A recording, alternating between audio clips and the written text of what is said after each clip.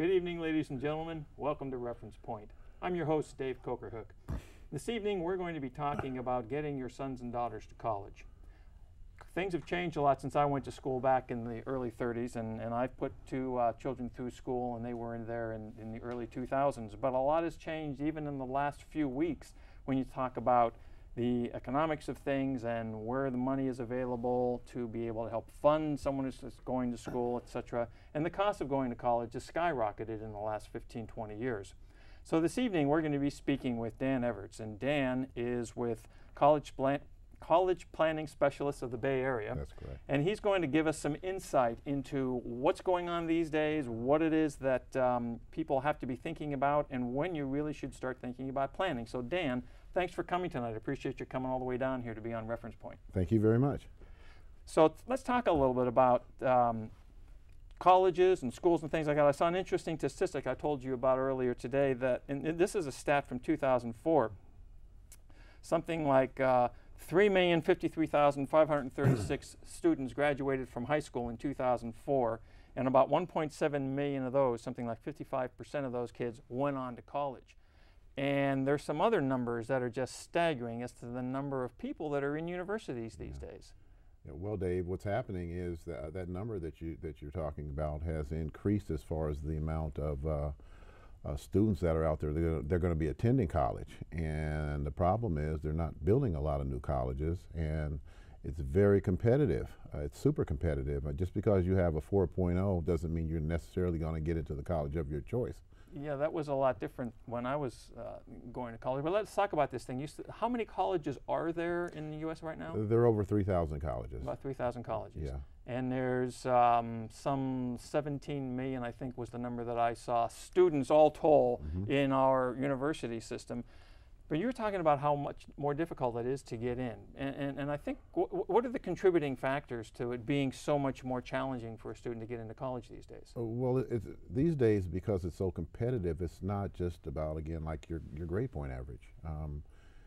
Some kids think if they take certain courses and they avoid, say, your AP classes, colleges are going to take that into consideration, whether that kid took an AP class, whether he didn't. Now, not so much the state schools, but more the private colleges. They look at a whole rounded situation of a student, and they want to see the student that is competitive, that even if he gets a B in the AP class, that may count more than the student that gets an A in an honors class. So the well-roundedness of a student is super important, because like I said, it's not just about your grades. It's are you trying to do the best, and also things like community service. Community service? Community service. That's what colleges look for these days. The bar for community service is 200 hours. 200 hours. 200 hours. You expect a high school student to have put in 200 hours of some type of community service as an adjunct to the fact that they've got good grades and maybe we're in sports and stuff like that. That's correct, because the colleges are looking for the well-rounded student. Okay. What have you done? What have you done to help your community? I mean, they say that somewhere around 30% of your whole not graduation, but 30% of your attempt to get into college is based upon your community service. Really? Yes. Fascinating. Now, I understand that what you do a lot of workshops and seminars to inform people about this sort of thing, and you have a business that's associated with helping people through that. But the fact of the matter is that there is a lot of information that people need to know. So when a lot of folks come to your workshops, are they aware of some of these things we're talking about in terms of community service and stuff like that, and planning for their students to get to school and stuff? To be brutally honest with you, 95% of the people in the room not only have a clue of what we're talking about or the preparation and what's needed. I usually start off my workshops with who's ever heard of a college planner before. I may have one arm go up, and it's surprising to me because college planners are very similar to CPAs and financial planners. The only difference is we concentrate on the rules and regulations set forth by the Department of Education. Just like when you go to a CPA, he understands the IRS tax laws. Mm-hmm. We understand the college laws, the laws that will help you get your kid into college. Now, in high schools, though, don't they have, what do they call them, guidance counselors? Aren't the guidance counselors supposed to sort of play that role for a student? I think when I was going to high school and thinking about going to college, I really started to think about it in my junior year of high school. Yeah. And you're smiling.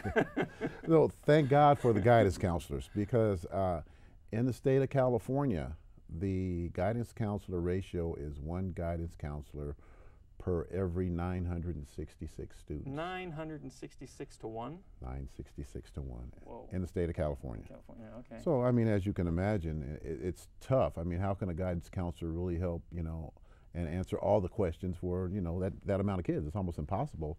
So, you know, and thank God for guidance counselors, because a lot of them do a great job and they work very hard. But what we try to do is sort of enhance what they do. Mm-hmm. Okay, people come to our workshops and we give them answers to questions that the guidance counselors may not be familiar with, such as how to pay for college, you know, financial aid. College guidance counselors are great at helping you with the applications and maybe picking a few schools. Mm-hmm. But they don't really talk much about how to get financial aid. And we go from career counseling to admissions to financial aid to picking the right school, because you may have a situation where you have a really good student, you know, you make $100,000 a year, and you pick a school that doesn't have any financial aid available. So how do you, this is an interesting thing that you're talking about right here. There's a whole body of knowledge. It's not just as easy as saying, Dad, I want to go to college, is what you're telling me. That's correct. The student has to have decent grades. He has to be doing some other things. But let's talk a little bit about this realm of how do you identify a place where you might be able to go to school? I mean, aren't there just a set, some number of really premier schools that everybody would want to go to? Does that mean that they're the best ones in that discipline, or how does that all play out? Well, there's what we call your reach schools, which are the schools that maybe in Ivy League schools, the schools that, you know, you might want to go to, Stanford, for an example. But, you know, it's really competitive to get in those schools. Like Stanford, for example, had over 26,000 applicants last year for 2,450 spots. 26,000 applicants for 2,450 spots? That's correct.